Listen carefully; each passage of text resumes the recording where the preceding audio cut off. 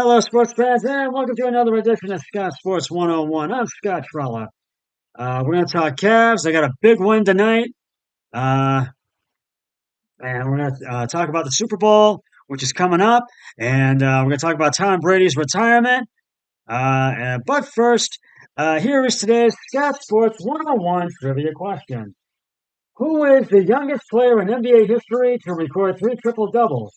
I will have the answer later in the podcast.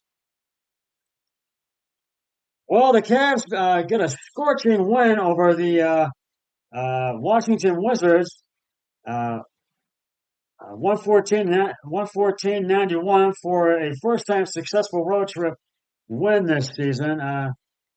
After seven failed attempts, the Cavs have their first winning road trip of the season, overwhelming the fee, the fi- over the failing Washington Wizards on Monday night, 114-91, as I mentioned. It's Cleveland's third straight victory and its first time winning back-to-back road games since early November. The Wizards have lost three in a row and could make roster changes ahead of Thursday's trade deadline. And as they have tumbled to 12th place in the Eastern Conference. Uh, Prior to tip-off Monday night, Cavs coach J.B. Bickerstaff spoke about his young team learning harsh lessons throughout the season, especially away from Cleveland. His belief, the team is now better because of it. Sure seemed like it on Monday night. Despite playing about 24 hours after a double-digit win in Indianapolis, the Cavs uh, brought the right focus, intensity, and attention to detail from the jump, something that had been problematic at times in a game which they never trailed. The Cavs chiseled on offense and put the clamps on the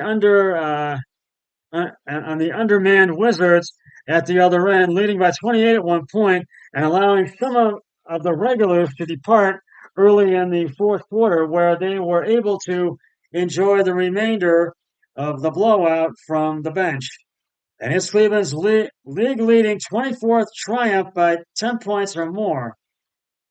Now, the consistency, Bickerstaff said when asked about what stood out to him, our mindset didn't change.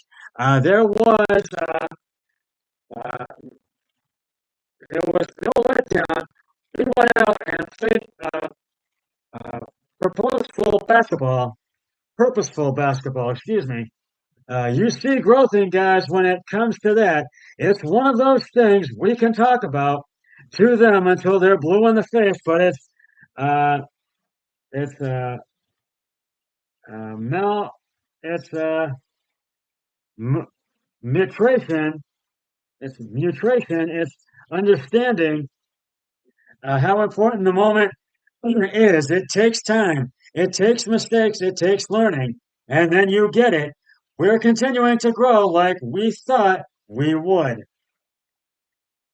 By halftime, all five starters had already scored in double figures.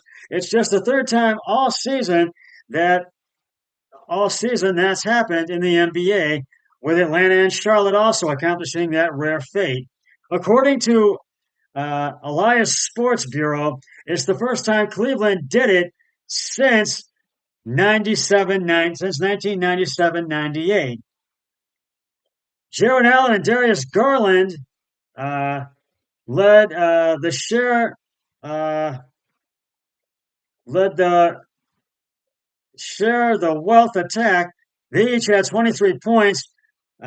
Eastern Conference All Star starter, Donovan Mitchell played in front of his mom and sister Jordan, a lacrosse player at nearby American University, chipped in with 21 points on 8 of 16 from the field and 3 of 9 from three-point range. Uh, Second-year forward Evan Mobley, who will participate in the Rising Stars at All-Star Weekend, tallied 16 points, 5 rebounds, and 2 assists. 2 steals and 2 blocks after the win. Mobley showed his vast array of talent in the locker room by solving a Rubik's Cube in 1 minute 16 seconds. Swingman Isaac Oracle chipped in with 12 points. It's the youngster's third consecutive game scoring in double figures. The first time Oracle has done that since December 2021. His time served work put in and confidence, Bickerstaff said of Oracle, it's not just confidence in himself, his teammates believe in him and watch how hard he works, and all things he does. They appreciate and respect all little things that he does that don't go on the start sheet or people don't pay attention to. They know how important it is to helping us win. You've seen him grow. You're seeing him grow, in the confidence and in confidence and belief, and he just wants to do more to help the team. Darius LeVert, returning from a 2-game absence because of a sore hamstring, finished with 10 points, 8 rebounds, and 3 assists. It's the 14th time this season the Cavs have had 6 players reach double figures. They are 11-3 when that happens. In all, the Cavs shot 56.4 from the field and 41.4% from beyond the arc.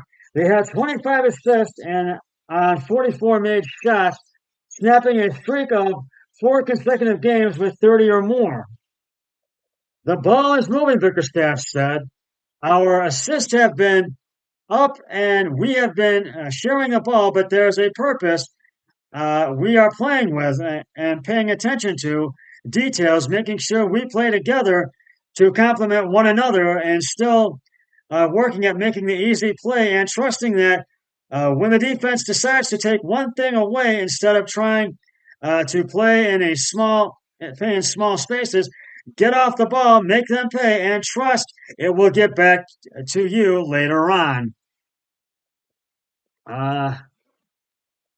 The Wizards are playing without Bradley Beal, the foot injury, and Kyle Kuzma with an ankle injury. The team's second. Excuse me, I am sorry. I'm going to get back to it in just a moment. Where I was, the team's second.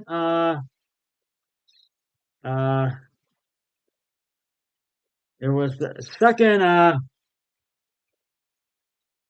It was the team's second and third leading scorers, putting consistently muster offense against the NBA's top-ranked defense. Washington shot just 35 of 33, 42% overall, and 6 of 28, 21.4% from deep.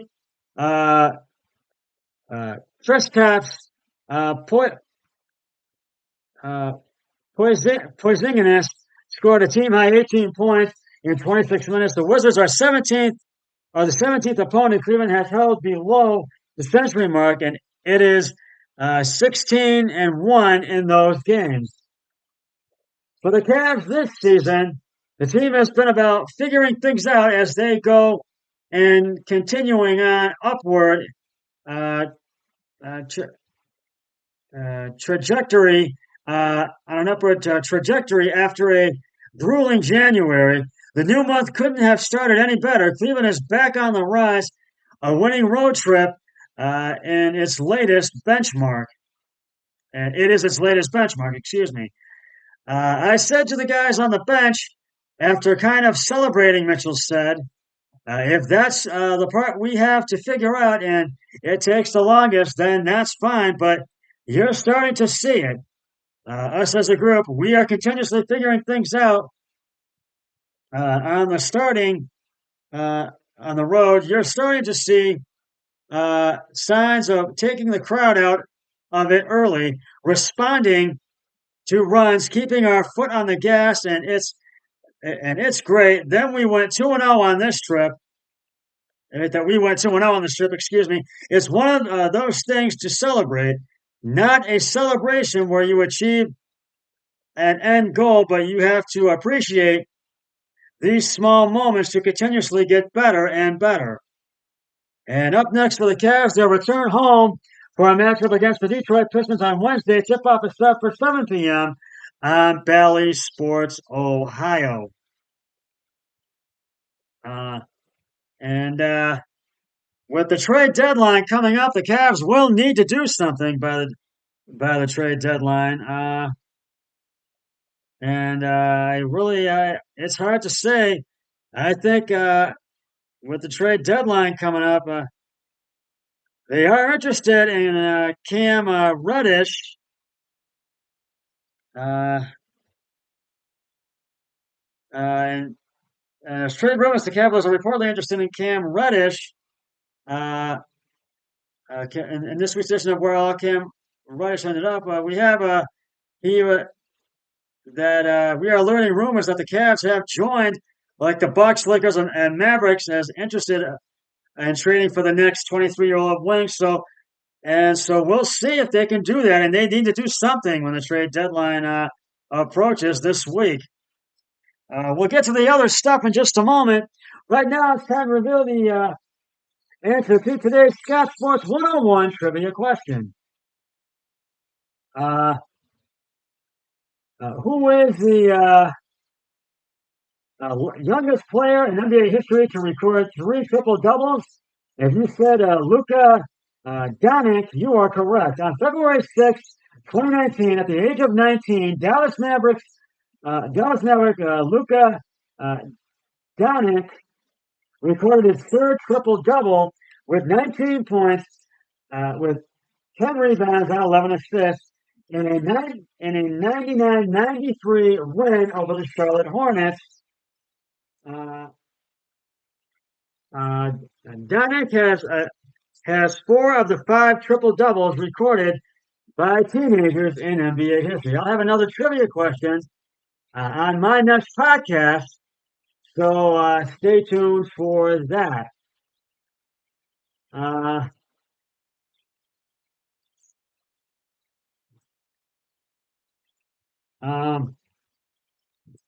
As you may already know from last week, Tom Brady officially announced his retirement last week, as you know, and so this time it's official. Uh, uh, and so I wanted just to take uh,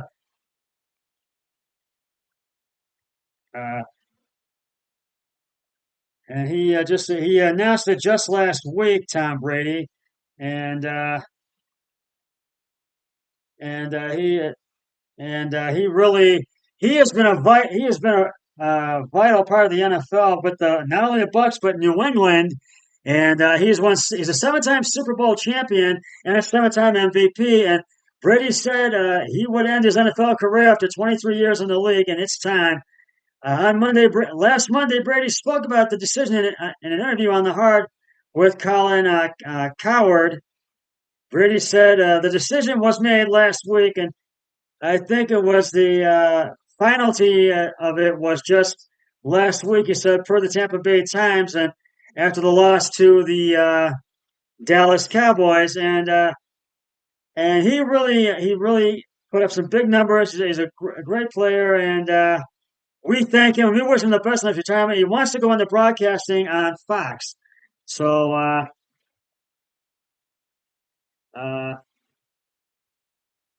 and as you know, Super Bowl 57 is coming up this Sunday, February 12th. The Philadelphia Eagles and the Kansas City Chiefs will battle it out at State Farm Stadium in Glendale, Arizona. Kickoff is at 6:30 on Fox. And do not forget to tune in to my the annual Scott Sports 101 Super Bowl 101 pregame show. That'll start at 11 o'clock when the pregame show starts, leading up to kickoff of Super Bowl 57 at 6:30 on Fox. And I'll talk about the game, I'll preview it, and we'll do great moments in Super Bowl history. We're going to reflect on the season, and we're going to have a whole lot more as well. So please tune in. I'm looking forward to doing it, and I'll have a backdrop poster there. So I'm really looking forward to it. And so please tune in for that. And the AFC beat the NFC. The NFC beat the AFC 35-33 in the Pro Bowl last Sunday, which was yesterday. So that's just about going to wrap it up for this edition of Scott Sports 101. I'll be back. You won't get another podcast until Super Bowl 101 on Sunday. We'll be working on that script all week. But until then, always remember, be a team player each and every day in every way possible. So long, everybody. 3, 2, 1. I'm done.